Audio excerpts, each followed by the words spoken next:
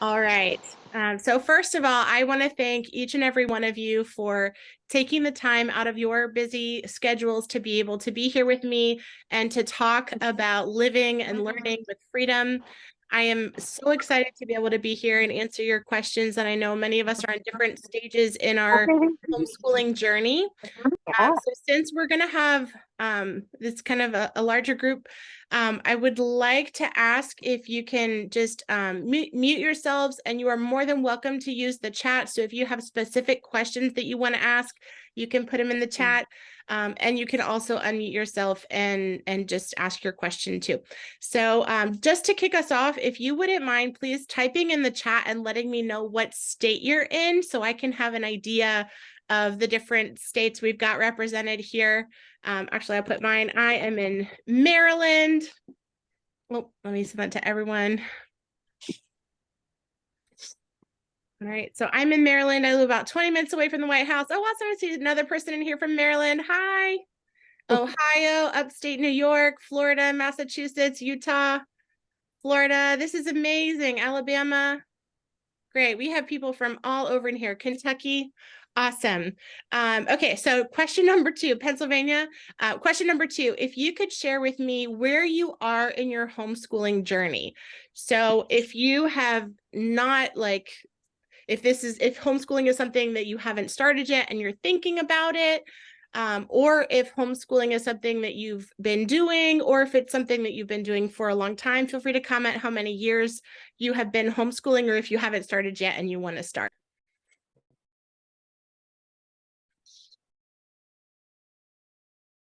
Awesome. A lot of people that have said they haven't started homeschooling yet, but they want to. Third year homeschooling and your first year unschooling. Renee, that is wonderful. Actually, I don't know if you guys had a chance to listen to my podcast this week. It's called the Peaceful World Schooling Podcast. And my podcast guest this week, she actually shares her story about how she started homeschooling and then made the transition to unschooling. So if that's you, that you've been homeschooling before and you're wanting to kind of make that transition to have a more unschooling environment, I definitely encourage you to check out that podcast. It was really, really, really good. All right, a lot of people just starting out doing cyber charter school. Okay, looks like most people in here have not started yet. Oh, Talitha, no worries about not muting. It's totally fine. Okay, awesome. So it looks like most people have not started yet. All right, so here's the fun part. I don't have any particular presentation to show you. I really want this to be a time that is valuable for you, where you can ask whatever questions are most important to you. So if you can, just go ahead and type your questions in the chat, or if you have a particular question that you want to speak and talk about with me, I'm more than happy to do that too. So you can just unmute yourself and ask whatever your question is, and then I'll try my best to get through as many of them as possible in the time that we have. All right, so go ahead and you can just type your questions in the chat or unmute. I see. Oh, thank you, Renee, for using the hand. Awesome. Yes, go ahead, Renee. Can you share your question? Sure. So I sent this question to you in advance, and I'm sorry if it's a repeat, but I'm really nervous about it. No worries. I am really worried about my kids being bored. Like, I feel like I have to have everything, planned out and perfect and specific about, we do this from this time to this time. I'm just really nervous about that. So can you kind of speak to that? Yes, absolutely. That is a great question. We actually have a saying in my house. I tell my kids often, there is no such thing as bored. For us, bored does not exist. It just means that you have to figure out what it is that you want to do. And I think a lot of times for us as parents, we feel this pressure to have every moment of our kids' lives kind of organized and scheduled. And we have after school activities and all these other things that they're doing. But the truth is, boredom is one of the best gifts that you can often give your kids, because it is in the moments that they're feeling bored, where someone isn't telling them what to do. That's how they develop that intrinsic motivation of, what do I actually want to do? How can I spend my time in a way that's going to be meaningful and fun and engaging for me? So that is I would not be worried at all about them being bored. If you notice that they don't have something to do, of course you can invite them to be a part of things that you're doing. For us personally, we like to actually plan. We don't have a schedule of like, okay, 30 minutes of math or whatever, because we're not doing curriculum like that. But we do have a schedule as far as our week. So like, we go to a homeschool co-op with an unschooling group, kind of like a play date on Mondays. And then Tuesdays, we go to the pool with all of our homeschooling friends. And, Wednesdays we have something else. And then on Friday this year, we're doing field trip Friday. So I plan field trips and events for Friday. So during the week, we have different things that we're doing, but once you get started, you'll get a feel for what is most comfortable for your kids and also what's most comfortable for you. Some kids really like to be active and have lots of things planned, but some kids really just enjoy having some downtime.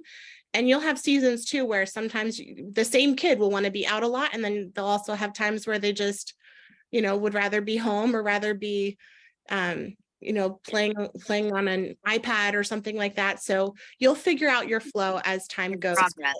I hope that answers your question. I would not be worried about them being bored. Being bored is absolutely a gift. My scare is, okay, like if they don't have like certain things that they have to do daily, like curriculums, how do we know, like by state law here in Oklahoma, that she has to have so much learning between 180 days, like her math or social studies and stuff like that? Mm-hmm. They don't have like curriculums with you, like that they have to follow daily. They can just do different ones each day. Yeah. So with an unschooling philosophy, we truly believe that all of life is learning, and we're looking for the learning that our kids are already naturally doing. So for example, Christina, what is something that your kids enjoy doing? She likes to play on Roblox and her phone. That's about all you're gonna get out of her. Okay. Or her fidgets. She likes her fidget. But I'm scared because I'm afraid I'm going to fail her. I'm afraid that I'm not going to be able to help her with her math or her social studies and stuff like that. And I don't want her in regular school ever again. So this is all just kind of scary to me. I didn't want to do it on my own. I'm kind of glad I ran into you, but I'm still lost, still scared. And I want you to know, feeling scared is normal. If you did not feel scared or nervous or anxious about trying something new, I would be very worried about you. Even for me, like when I first heard about unschooling, I've shared this in my TikTok videos. I was terrified when I first started unschooling. I was like, all the same things you said. Oh my gosh, am I going to ruin their life? What if I fail? And I want you to know, the fact that you're even asking that question and that's even a concern for you, that, oh my gosh, I might fail my kid. That's how I know that you're not going to fail her, because that's something that's present for you. Like a bad parent would not care, right? Yeah. Like a bad mom is not going to care. I want her to be above where she's at versus her be behind, Right. And then I think I seen one of your TikToks where you said something about the papers that, you fill out that you can have to get them out of public school. And so that's my next step. Mm-hmm. That, and then getting her onto your schooling. I'm just nervous about all of it. Don't know where to go with it or how it all begins. Yes. And I'll go over that in a second, but I wanted to take the example that you gave of Roblox, okay. Right? So when your daughter is playing Roblox, what is she learning in that activity? I don't know. When she sits at the table and we're watching her and playing, none of it makes sense to me. She just likes to build and make little towns. She just does her own little thing on there. And I don't really know. I'd have to ask the 16-year-old. She's the one that set all that up. I didn't. I don't know nothing about any of it. Okay. So that would be a good challenge that I have for you. And okay. when I first started unschooling, that was one of like the big shifts for me. I talk about that in my free ebook. If you haven't gotten it yet, feel free to download it. But I share about the shift from viewing myself as my child's teacher to viewing myself as the student of my child. So in that process, that was really hard for me because I was very intentional of like, I know that I could teach my kids how to read because I was a reading teacher for all these years. I don't want to teach her how to read because I want to see, is it possible? Can she really learn how to read without me actually teaching her? So I very intentionally did not do any of the stuff that I would have done as a teacher because I was curious. I was like, I'm going to experiment on my kid for this year, for this 1 year. And we're going to see, is it really possible that they can learn without a teacher, without a curriculum, without force, without worksheets, without workbooks? Can she actually do this? And during the process of that year, I was very intentional to say, I am not viewing myself as my child's teacher. I am becoming a student of my child. And Roblox was actually the thing for us too, because my daughter loved Roblox. And I was like, I don't even know what the heck this is. And so my unschooling mentor, she actually challenged me, she said, why don't you go play with her and look for the learning that she's doing in Roblox? And I was like, me play Roblox? I'm like 35 years old. I don't even know how to, I don't even have this app on my phone, but I did. And I went and I sat with her and I played with her. And I remember the very first time that I was playing with her, she was playing in a house or something like that. And she was in this house and they had all these pictures of like famous paintings in this Roblox house. And she was like, oh, I asked her where she was. And she's like, I'm standing next to the Mona Lisa. I'm like, you're 5 years old. How the heck do you know what the Mona Lisa is? Like, Yeah. you know? And in that moment, I was like, oh my goodness, I have never taught this child about the Mona Lisa. I have never had a discussion with her about this. And yet somehow she learned the name of this famous painting. And then that one thing inspired this whole long question of like, oh, what other paintings do you know in here? What other ones can you find? Do you know who made the Mona Lisa? And it inspired this whole big conversation with her of like, oh, we'll talk about, where this came from. And so I think part of the trick for us as parents is actually doing that, really mastering that skill of looking for the learning that they're already naturally doing. And part of that is joining them in their play. So I think the more that you can do that, join her in the things that she loves and look for the learning that's happening, that will help alleviate a lot of those kind of fears and concerns that you have in this first year. Good. I'm going to do that. Thank you. Yes, you're very welcome. That was a fantastic question. Thank you, Christina. All right. So I say a lot of questions in here for PAX Academy. Is PAX Academy open for enrollment? Yes. PAX Academy is open. We have open enrollment the entire year. We never stop enrollment. You can join anytime, any day of the year. Hold on. Let me send. I'm going to send the link in the chat. So if you're wanting to register for PAX Academy, the link is in the chat there. All right. And here we have, okay, can you tell us what PAX Academy looks like on a daily basis? Okay, so PAX Academy is not a traditional school in the sense of like, we don't have a curriculum. As self-directed learners, I'm not providing you with any curriculum, although I will provide you with a list of a bunch of curriculums that you can use, curricula that you can use. There are so many free resources available that I'm not going to take my time to reinvent the wheel and create additional curricula. But I will absolutely help you get connected with other resources that you can use if you choose. So a typical day in PAX Academy, there is no such thing as a typical day. My job is to make sure that you are able to be empowered and be free to experience and live a life that you love with the people that you love. So your kids are going to be doing the things that matter most to them. My job is to help you strategize. So at the beginning, when you enroll for PAX Academy, you're going to get an enrollment letter that serves as your proof that your child is registered in a private school. You will also get a teacher verification letter. So that's a letter that you can use as their parent. You'll be legally considered a teacher in PAX Academy. So you can use that to get teacher discounts. There are tons of stores that offer teacher discounts or free admission to museums for teachers. We've been able to go to like Colonial Williamsburg for discounts and get into a bunch of like our children's museums. Sometimes they'll have free teacher days. So you can use that letter to get it, take advantage of all the teacher discounts. You'll also get a student and teacher ID template. And then at the beginning of the year, I'll send out like an email if you want to order an actual, like a hard ID. So we'll do that in the beginning of the year.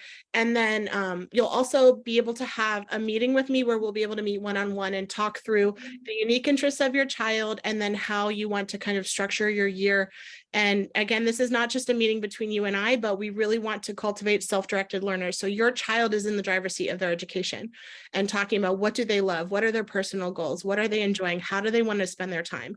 And then collectively, you with your children talking about the things that are important to you and what you want that to look like for yourself and for your family.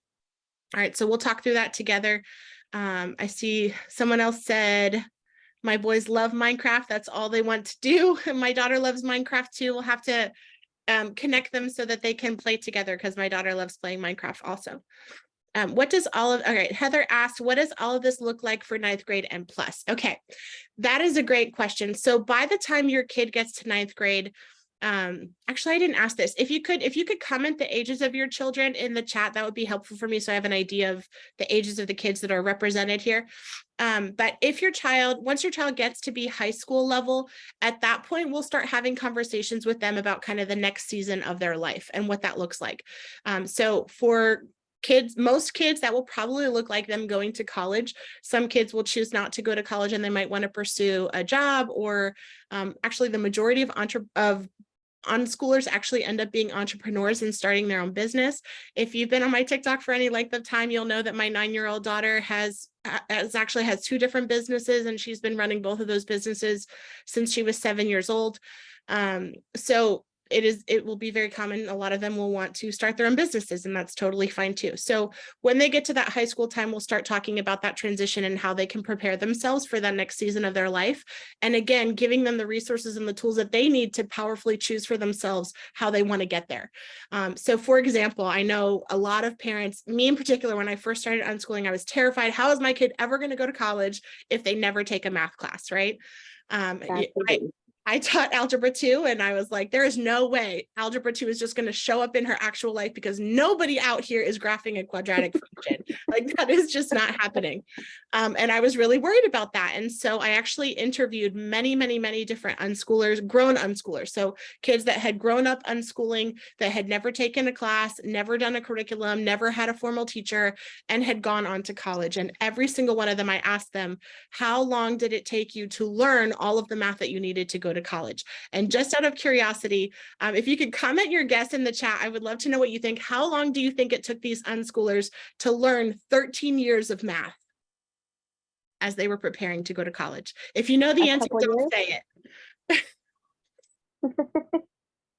I know some of you have been on our monthly meeting before. All right, so some people said a few days, a few months, 6 months, a year, 1 month, a few months, 30 days. Yeah, so the most common response that I got from unschoolers, every single unschooler that I interviewed said that they learned all the math that they needed in 2 to 6 months. Not a single person said it took them longer than 6 months to learn what it takes us 13 years to do in school. Every single one of them learned it in 6 months or less. So I shouldn't worry about her at 5th grade. Should she still be doing math with you, or is that even a part of your curriculums, is math and stuff, regular like schoolwork? Yeah, we don't use any kind of curriculum. And like I said, you're welcome to use a curriculum if you want to, but as unschoolers, we don't promote or use any particular curriculum unless the child is the one that's choosing it. So actually, but this year is available though. Yeah, yep. So like Khan Academy is a free curriculum, and actually every single teacher that I know in public school uses Khan Academy. And I can send you, are you guys familiar with Khan Academy? I think I've heard of it. Okay, yeah, so sorry, I sent you my teacher link. But Khan Academy is a free resource, and literally this is the same resource that we use as teachers in public school. So you have access to the exact same resource that we do.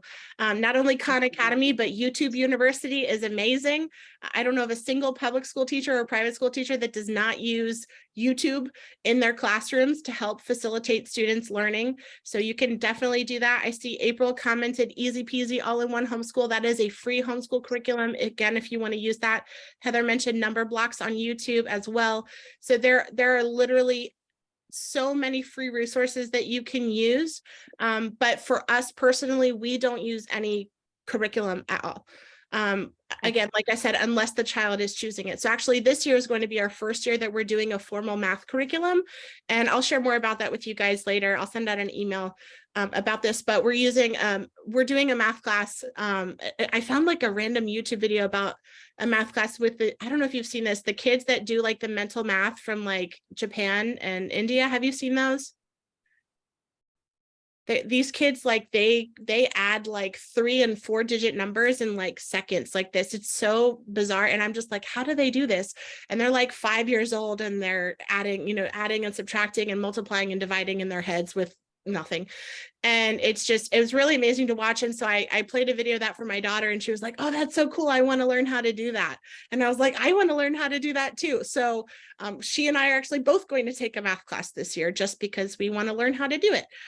So I'm actually talking to the owner of that now to see if we can get some discounts for people in PAX Academy. So I will let you know, like I said, once we register for that. But yeah, so again, we don't promote any particular curriculum unless it is something that the child is choosing, but you are welcome to do whatever works for you and for your family. All right. Let me scroll back up here. Okay, this is, does it cost to join? I'm assuming that you're referring to PAX Academy. I think that came in when we were talking about PAX Academy. Yes. So the cost for PAX Academy is $350 per student for 1 year. It is $600 per year for a family of up to 5 kids. And that can include adults as well. So actually today I was working with a mom that in her state, she has to be able to have her high school diploma in order to homeschool her kids. And so she actually paid through PAX Academy to be able to get her own high school diploma.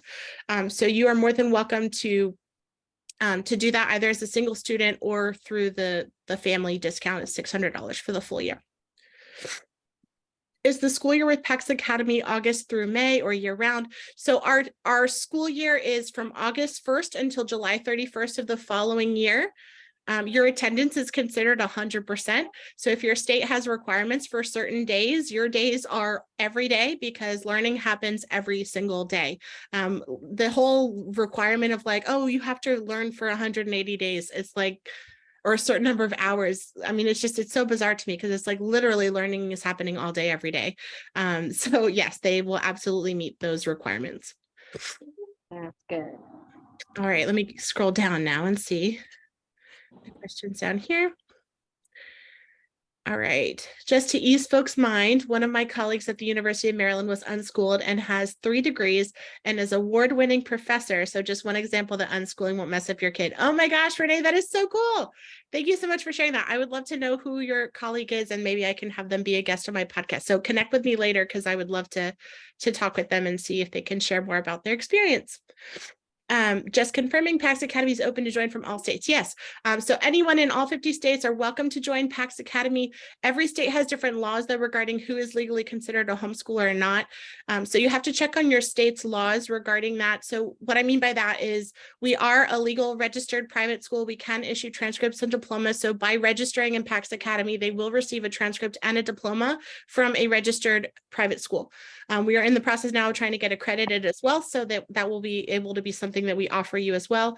But in some states, when you are enrolled in a school and you're not physically attending in the school, like if you go to an online school or something like that, those kinds of students are considered homeschool students in those states. But in the majority of states, simply by registering in a private school, you are legally considered a private school student and not a homeschool student. So please make sure that you check your state's laws. And if you're not sure how to do that, you'll want to go to hslda.org/legal, and I'll put the message for that in the chat. So hslda.org, and that is a website where you can go and it will show you all of the laws of your state, and you should be able to look in there and see kind of if they consider private school students to fall under the homeschool umbrella, or if they don't have anything related to that, and then you could just be a private school student, not have to worry about following the homeschool laws in your state. All right, someone said repeat the months. So yes, we begin on August 1st, and then it goes through July 31st, but we have open enrollment all year. So you can enroll now, you can enroll in August, you can enroll in November, you can enroll in February, whenever you're ready to make the jump and enroll, you're welcome to do so. A bunch of people in here. Yeah, there are a lot of people in here. All right. Do you have a link to learn the schooling laws? Yes. So that was in the link that I shared. And actually, let me go ahead and share my screen real quick so you can see what I'm looking at. Let me make this. All right, so here, this is the HSLDA website, and you'll see they have this nice little map here of the United States.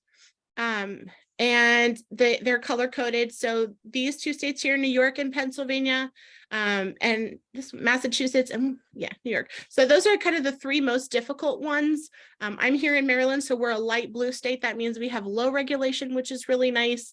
There's states like Texas that you don't even have to notify them at all that you're homeschooling. It's just the default position is homeschooling. So you could just do your thing. So go to this website, take a time to click on your state, and then look through the different laws in each of the states, that you may be coming from. All right. Any other questions about homeschooling, unschooling, PAX Academy?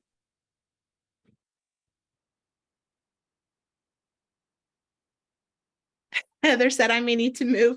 I know the feeling. When I think about like moving to another state, actually I look up their homeschooling laws from the very beginning because I want to be in a state where it's very easy to do this. All right, Jamie, thank you. Go ahead, Jamie. Yes, I was curious. I have an annual review coming up here in Florida, and we have always kind of unschooled. This is my second year. What would an annual review look like for unschooler, like for right now? Because I plan on doing the enrollment, but for now, like what does it look like? Because I just have to do like a 30-second video and some photos of just like, I guess, my calendar and stuff. But any suggestions or tips to make it interesting? Great question. So I love photos and videos. I think those are an amazing way to show the real life experiences that our kids are having.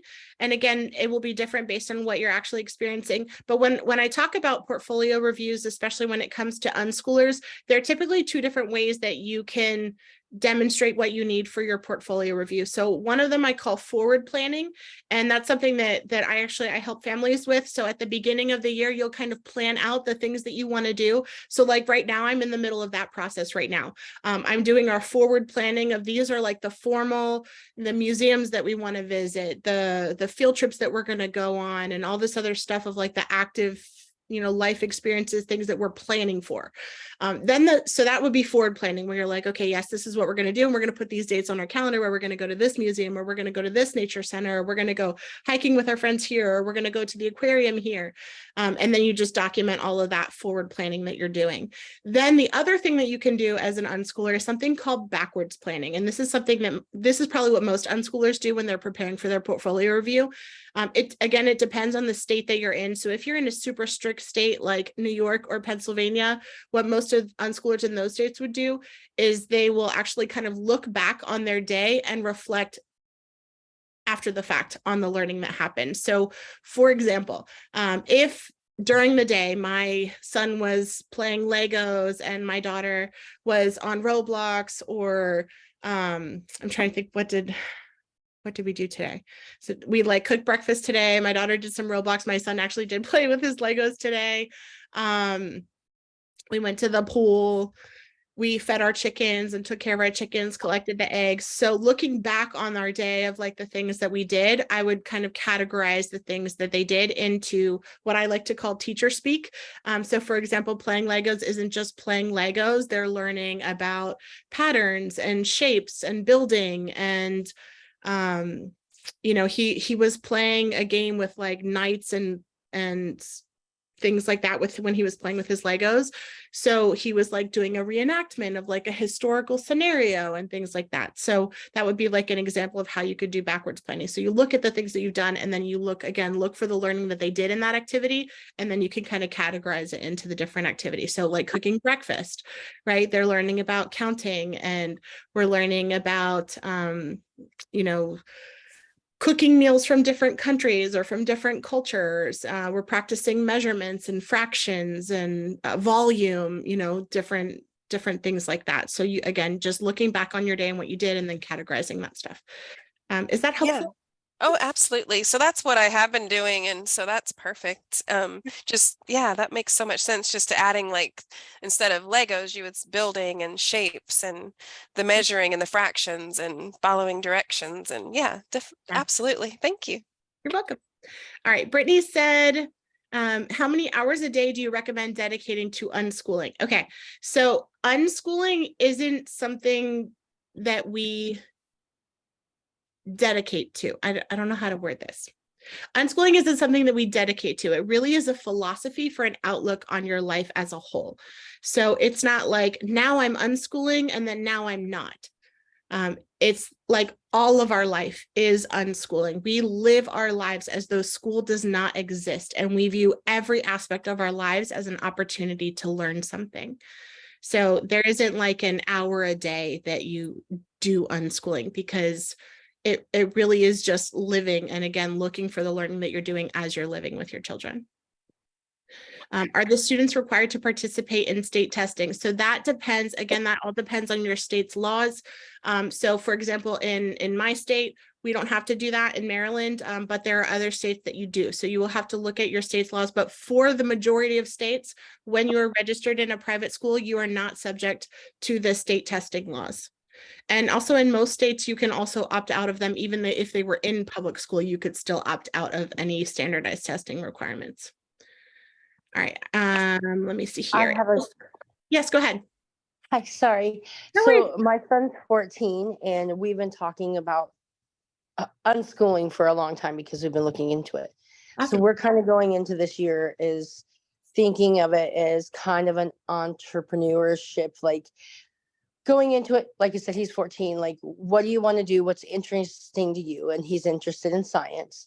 So we're kind of thinking of doing like a whole year project of him deciding hypothetically he wants to start a business and learning through all the aspects of like starting an LLC and like Yeah.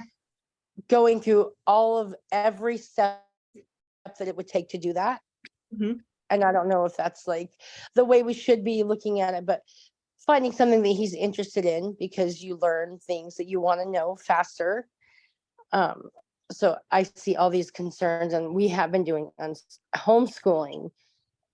And I think that this is a great way to find out what their interests are. And Yeah. like you said, every day is learning. We love to cook and he learns every day through measuring the food, the portions of what goes into making a meal. And I just think it's really awesome and we're super excited. I'm excited for you too. And that sounds amazing. And you're absolutely right. I mean, learning how to start a business, that is one of the most valuable skills that a human being could ever acquire in this day and age. And the fact that you're giving him that opportunity at 14 years old, that is absolutely amazing. And I would love to hear what he creates, because that is a great opportunity. And you're right. When it's things that we love, we're going to learn them quickly and we're going to learn them efficiently and we're going to learn them really, really well. So when we can remove that force and the coercion from the equation, it makes learning fun, it makes learning enjoyable, and it gives them the space to really figure out who they are, right? Because the things that my daughter's interested in are going to be different than the things that your child is interested in. And as a former public school teacher, I remember thinking, like, this is so bizarre that we're forcing all of these unique human beings that have unique passions and talents and gifts and skills, and we're trying to like make them all learn this same curriculum in the same way at the same time at the same pace.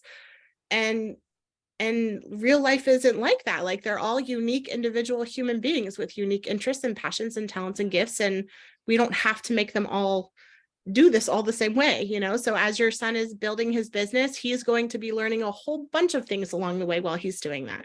And I guarantee you'll probably be a lot more valuable that learning than the learning that he would be doing if he was sitting in my Algebra 2 class. But yeah, thank you for doing it, Jennifer. Absolutely. And he really wants to learn how to change a tire. I would like to learn how to do that too. I think that's a valuable skill I do not have. All right, let me see here. So it says, so I moved to Alabama and I'm asking for forgiveness. We never registered with anyone or anything. If you read between the bylaws, it says if kids have been in public school, they have to register every year with the superintendent. They don't know my kids exist. Ah, yes. Okay. So who commented? April, thank you for commenting that. Actually, that is something that I have heard a lot of people do. They just don't register their kids. That being said, if you were to be caught and they're not in something, you could run into some problems. But I don't know, my dad would always say it's easier to ask for forgiveness than permission. I agree, that is true. It is easier to ask for forgiveness than permission. But just be mindful of, like, if you're choosing to fly under the radar, that there could be possible negative consequences for doing that. Just FYI. All right, I see Jamie said living life learning. Yes, I love that. All right, thank you. Oh, Talitha, I think she left. Thank you, Talitha, for being here. April said my 14-year-old makes jewelry. She's learning how to make it a business. That's amazing. Do you have to keep attendance for PAX? No, no, there is no, attendance is 100%. Attendance is 100% in PAX Academy because every day they are learning. They don't have to be anywhere with anyone at any particular time. It is truly, we provide you with the legal covering of a private school with the freedom of unschooling to do the things that you love in the way that you love it every single day. Chris says robotizing is what I call it. Do you have resources for neurodivergent children? We'll be able to speak with you throughout the year if you have guidance or general questions. Yes. So I used to be a special education teacher. Well, I guess technically I still am. So I am a certified special education teacher. I do work with students that have neurodivergence, excuse me. In the list of resources that I'm going to be giving to everyone, I'll have a bunch of different resources in there. But if you have like specific concerns that you want to address with me, like you mentioned, being able to speak with me during the year, absolutely. I do offer one-on-one private consultation. So if you have a concern that you want to discuss with me privately, absolutely, you can book a consultation with me. I also do these meetings every single month. So once a month, we'll be able to do this. And then again, we're really creating this together. So I'm actually going to do a poll of the people who've registered in PAX Academy, and just to kind of get a feel of the kind of level of support that people need. I know that there are some moms that have registered in PAX Academy and they're like, I registered, but I'm good. I already know what I'm doing. I just want to be left alone and do my thing. Fine. If that's you, totally fine. There are other moms that have registered in PAX Academy and they're like, I'm nervous. This is my first year doing this. I might need some extra support. If that's you, that's totally fine too. I've been thinking about doing like a weekly support group or doing like a book club or something like that, where we can, have that extra kind of accountability and a space for us to come together and talk about a lot of these fears that we're experiencing, because for most of us, this is new. Most of us don't know other people in our real lives that are unschooling because it's not as common. I hope and pray one day it will be. But, I think every person is different. So some people like to have that kind of extra interaction. And if that's you, great. If you're like, I'm good, leave me alone, that's fine too. This says, do we have to get a religious exemption when we enroll? A religious exemption for what? Sorry, are you talking about vaccines? Sorry, that was Jamie's question. Jamie? Yes. I was looking on the enrollment and it just says up to date on vaccines or your religious exemption. I'm in Florida, so I don't have to do the religious exemption. So I didn't know if I would have to get There's nothing that. to do. There's nothing to get. You just say I have a religious exemption and that's it. Maryland is very Okay. Yep. Okay. So I wouldn't need to actually go and get one. Just say Nope. that I have one. Okay, gotcha. Have one and you're good. Perfect. Thank Yep. you. Uh-huh. Let me see here. It says, do you have online classes to do? Do they cost extra? So like I mentioned, we don't have any particular like formal curriculum that your kids have to do. I will provide resources of free curriculum that is out there that you're welcome to use if you choose to. I do have online classes that I'm offering and they do cost extra. They're totally optional. The only rule is not to register unless your child is the one that is choosing it. So the online classes that I have so far that are up, I have a reading and typing program that is amazing. It teaches your children how to type through phonics and spelling patterns. And actually, I designed this program when I was teaching in an elementary school, and my poor students were bawling their eyes out because they made all these poor third graders take their standardized test on the computer and they knew the answers, but none of them knew how to type because none of them had computers at home. And it was so devastating hearing all these third graders cry. And so I was like, next year, we're going to teach you all how to type so that you don't all fail this test because you don't know how to type. And so I created this program out of that. And I've had 70-year-old men do this program and 7-year-old kids do this program. So if you're interested in that program, it's on our website. I'm also working on some courses as well. I want to teach a course on, again, these are things that are passionate, like that I'm passionate about. So I love helping empower kids to write and publish their own books and stories. So I'm planning on doing a course, hopefully, if not this fall, maybe in the spring. I have like a lot going on right now, but I want to be able to do a course that kids can learn how to write and publish their own books. So if that's something that they're interested in, they'll be able to do that. I'm also working on a course specifically for parents, kind of like an introduction to unschooling that will help you process through a lot of these emotions that all of us have and our fears and our concerns and our biases and all these things that we're experiencing as new homeschooling moms or new to unschooling moms. So that course is coming as well. And then I'm also working on a course that will walk you through how to do like the transcripts at the end of the year. And of course, you can always meet with me one-on-one if you need like individual support with that too. So yes. It says, I'm looking on the website you posted. Can you show where we would find the requirements for private school? I can't seem to find it. Okay, so when you, let me see. Brittany, can you tell me what state you're in? And we'll take a look at yours. Ohio. Okay, so let's take a look at Ohio. All right, so Ohio is here. You guys see my screen okay? All right, so Ohio is here. And it says they have two options for homeschooling. They do require it from ages 6 to 18. They require notification. They require teacher qualifications. They do have state mandated subjects, assessment requires, and it says they have no immunization requirements. So we're going to look at the details of theirs. And it says that they have two different options. So you can homeschool under Ohio's homeschooling statute. So this one, you have to submit it. Hold on, let me zoom in so y'all can see. Submit an annual notification to the school to be excused from compulsory attendance. Let me see. Make sure you have the required qualifications. So in Ohio, they do require you to have a high school diploma or a GED. Teaching required subjects. Teaching the required number of hours, which is so funny to me. They require you to assess your student annually. So that's if you homeschool under the homeschooling statute. The other option is homeschooling as a non-chartered, non-tax supported school, a 0-8 school. And this says that the Ohio Administrative Code permits a school which is not chartered by the State Board of Education or seeking a charter because of its truly held religious beliefs to operate if it meets certain standards. It says they've litigated, HSLDA successfully litigated to defend this section of the code as a means for parents to homeschool, and there are a variety of reasons why parents may find this approach appropriate for their family. Okay, so I don't see where it talks in here about private schools. If you like, you can reach out to your Board of Education and just tell them like, hey, my child is going to be registered in a private school. Do you need anything else from me? That was what I did when I first started homeschooling. I said the same thing. I'm like, my child is going to be homeschooling. What do you need? And actually we did something similar. We homeschooled through a private school our first year. And so that was what I did. And they were like, nope, you're fine. So I would reach out to the Board of Education and ask them if my child is registered and is attending a registered private school, do you need anything else from me? Most of the time they say no. But again, I would check with them. You can reach out to your Board of Education and ask.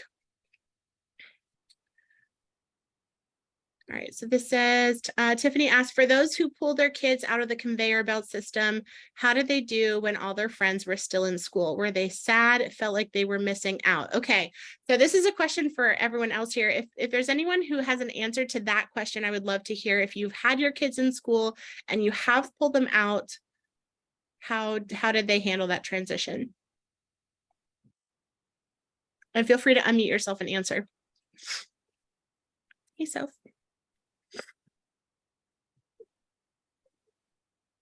Yeah, actually, I'm in a meeting, actually, and you might be able to help me answer this question. Hold on. Sophia, would you like to answer a question here? So this is my daughter. Can you say hi? Hi.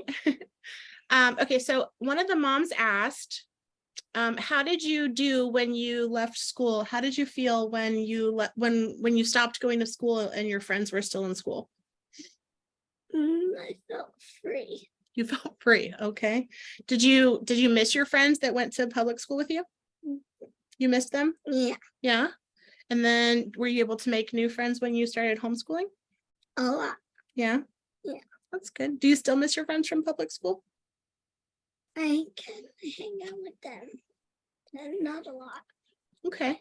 So we still keep in touch. I don't know if you could hear her. We still keep in touch with one of her friends from public school, but for the most part, she's made a lot of new friends homeschooling. So did you feel sad leaving public school? No, I was abused there. She said she was abused there. That is true. Yeah, she had a really not good experience with some of her other classmates, and her teacher was not very kind. So thank you. Are you gonna go to bed? Okay. I'm a bit tired. All right. I have 15 more minutes and then I'll come and lay with you.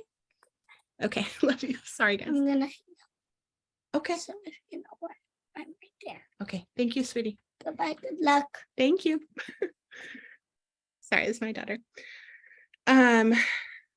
All right, so I see someone, Renee answered and said we made sure our kids 9 and 10 were involved in things they enjoyed, like sports and theater. We also had lots of conversations about why homeschooling was the best choice. And we found OutSchool to be great for socializing. Oh my goodness, Renee, yes, these are all amazing recommendations.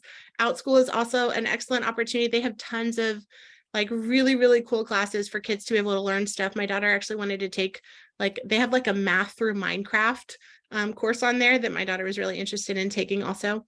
But yeah, that's a great opportunity. And then being involved in sports and theater, that's something like I hear a lot too. A lot of parents are like, oh my gosh, you know, how have my kids socialized? And it's like, I feel like we have so much more time to socialize now than we did when they were in school. And whenever someone mentions the whole socialization aspect to me, I always want to be like, have you been in a school recently? Like, I don't know, maybe it's just from being a teacher, but I mean, I felt like we spend all day as teachers telling kids to sit down and shut up and not talk to their neighbor and focus on doing their work. And we really like discourage socializing from happening in school. So kids are not really getting the kind of socialization that at least I remember having when I was in school. But yeah, they're definitely still able to hang out with their friends, and they're able to make a whole bunch of new ones, and they're going to have a whole lot more time to be able to spend with friends in ways that are meaningful and positive for them. Jamie. Yes, so I have another question about, like, my daughter's 7, she's never been in school, like she's always been homeschooled, and I think she has a little bit of dyslexia. How do I go about that, or do I just let her work through it? Her dad worked through it. She's got an older brother that worked through it just on their own. Do I just let it ride? Or what do you? I'm glad that you mentioned the dyslexia thing. So the reading and typing program that I designed was actually specifically for my student that had dyslexia. It was for the other ones as well that were struggling with typing for the thing. But in particular, I had a student that was dyslexic. And this program has been really, really great for kids with dyslexia because it's not just connecting like the letters to the page, but they're actually connecting the letters to the keys on the keyboard. So they're building those new like neural pathways in their brain for spelling patterns based on their hands. So it's that like the integration of like the kinesthetic learning with the audio and the visual and the oral and all of that together. So I found that program in particular was really helpful for my students that had dyslexia. There are other programs and supports for kids that do have dyslexia. But I mean, without like speaking to her, observing her, it kind of would be hard for me to tell. Yeah, I think it would be good. Maybe we could talk like one-on-one and we could talk through that. And you'll also be able to know as you observe her areas that she's struggling with and areas where she's needing extra support, or where she's finding herself feeling frustrated and dealing with, you know, processing that. Has she been diagnosed with dyslexia yet? No. No. No, Okay. I just started noticing it this year. But that what you said makes sense about connecting it with using their hands with the keyboard. I could see that being really all that it would take. So she's not just focusing on trying to look at it and read or, you know, put something in order. But yeah, that makes sense. I'll have to check out that program Yeah. because I think that would really help her just get through it better. Okay. Yes. Yeah. Let me see if I'll send you the course Mm-hmm. so you can take a look at that one. And if I wanted to get her diagnosed, is that something I just do through her doctor or? Yeah, you can reach out to her doctor and then let him or her know that you would like to get her tested for dyslexia and evaluated to see if she has dyslexia, and they'll be able to let you know who you can follow up with about that. Gotcha. Thank you so much for Perfect. being here. Thank you. All right, and I just dropped the link in the chat for the reading and typing program. So if you would like to sign up for that, you can do that there. Awesome. Thank you. And hold on, sorry, let me go back. All right, so Genevieve asked if we do PACS for 1 year and then decide to go back to public school, will she be up to date in credits to keep up with her grade? Yes. So when you homeschool, in public school, they just kind of move them along based on their age. So when they are removed from public school, they would go back into whatever grade, whatever would be the next grade. So there's no like proving what you did in order to move up to the next grade. They really just move them right along. And depending on the grade, we can also provide you with a transcript so you can show them, hey, this is her transcript from PAX Academy, transfer these credits in for her. That would be more relevant when it's at high school. Typically in K through 8, no one's really looking at like the transcripts at that point, but at high school, that's when you would want to make sure that you're transferring in whatever credits that they did during that year. All right, Chris said, my 7-year-old was super excited to learn that we were not making him go back to public school. He said, I'll miss my friends, but I'd rather hang out with you guys. Oh my gosh, that is so sweet. School is so boring. We have been unknowingly unschooling his whole life. I wish we had with our 17-year-old. That is so beautiful. That is so beautiful. I love that. Thank you for sharing that. Brittany, when they are doing normal life activities, like your son playing Legos, for example, do you guide them through it all or teach them about what they're doing, or is it mostly independent? Okay, so I have a really great book recommendation for you. It's called Free to Learn. And in this book, Free to Learn, the author, here, let me send it to you guys.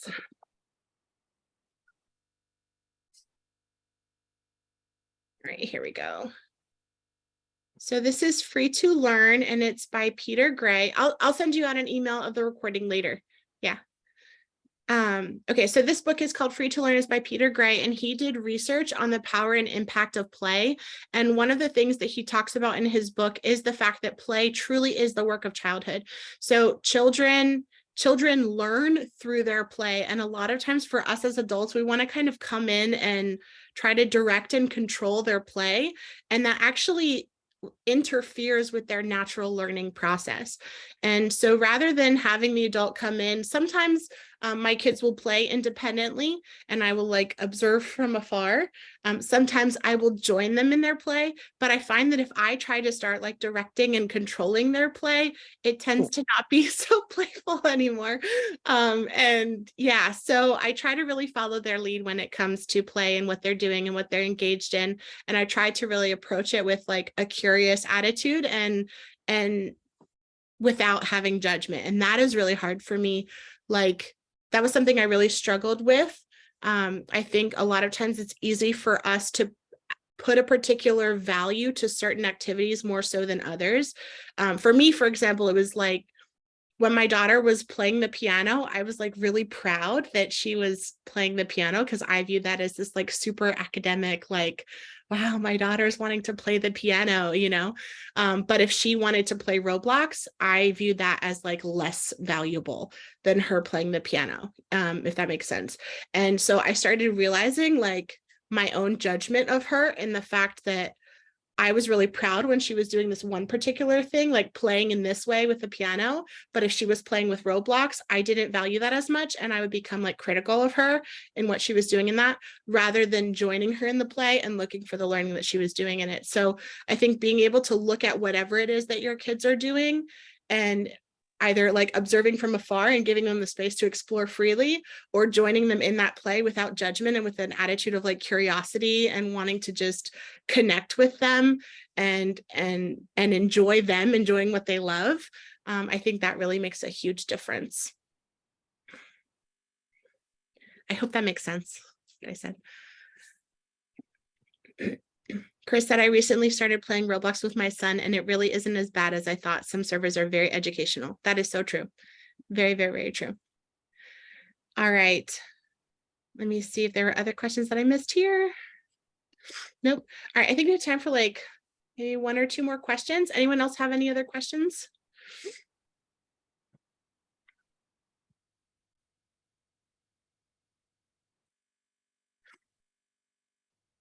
Any other questions before we wrap it up for the night?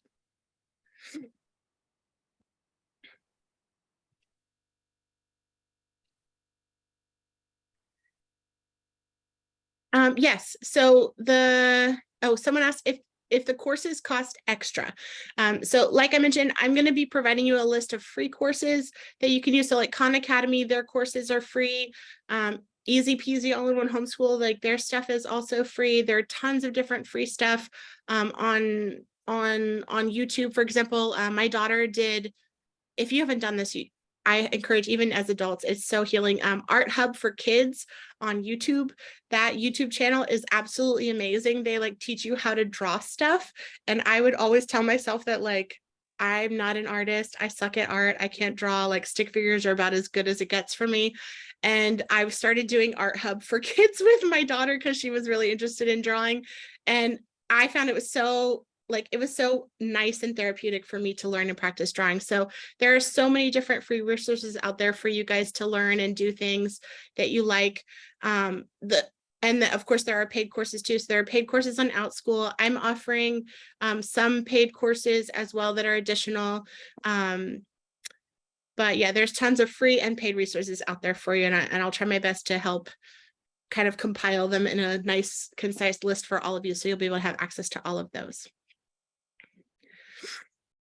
What payment options do you offer? So the payments for PAX Academy, it is an annual fee because it is, everything is like digital. Like once you have your enrollment letter, you have your enrollment letter for the full year. And it's $350 for the year. For one student, like I said, or $600 for a full family. You can pay with a credit card if you need to. If you feel like that's not, like you're not able to do that, feel free to let me know. You can reach out to me. I'm more than happy to work something out with you if you feel like you can't do that all at one time. And we can talk and figure out, a payment plan or something like that on an individual basis. But overall, I don't have like a payment option that I'm offering overall. But feel free to reach out and you can send me an email. I'll put my email in the chat, info@paxministries.com. So you can send me an email there and I'm more than happy to work with you. All right. Someone said, thank you for making me feel better about all of this. I'm so glad. I really want to thank you guys so much for taking your time to come out here tonight and listen and talk and share. I really, really, really appreciate you. Someone said, I need a basic list of the teacher verbiage to upsell the stuff like Legos. Oh my gosh, I am the queen of that. Actually, that was a course I had in mind. I was like, I need to teach a course on how to translate stuff into teacher speak, so that the average parent will know how to be able to transform Legos into architectural engineering for their transcripts and stuff like that. So I will work on that. I will add that to my list of courses that I'm going to try to offer. Yeah, thank you guys so much for being here. I really appreciate each of you, and thank you for being willing to think outside the box for your kids and to really focus on having a loving, connected relationship with your children and giving them the opportunity to learn with freedom and to explore what they love and to support them in the things that they care about, and to have them grow up and learn in an environment that is safe and happy and full of joy and peace. And I promise you will not regret it. Of every parent that I talk to, they're all like, oh, I wish I would have started this years earlier. So yeah. And the nice thing is you're not stuck, right? So if you give unschooling a try and you hate it, you can always do something else. But I definitely recommend give it a try. Give it a try. And I promise you will not hate it. You'll wish you'd started sooner. All right. Thank you so much, Chelsea, for being here. Thank you, Jamie, as well. So grateful for you guys. Bye-bye. Bye. Have a wonderful evening, ladies and gentlemen. All right. Bye, guys. Thank you so much. I'm going to send out a video of this. Thank you, Heather, for being here. It was so nice to see your face. I'm used to seeing all the black screens from being a public school teacher, and it's so nice to see a face for a change. So I appreciate you, Heather. All right. Bye, ladies. Bye, Jamie. Thank you so much for asking questions and for sharing. I'm really excited for you and your child.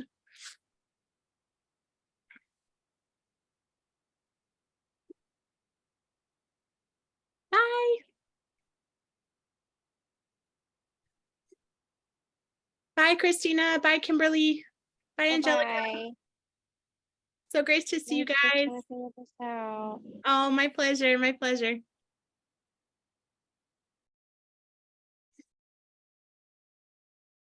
All right. Bye.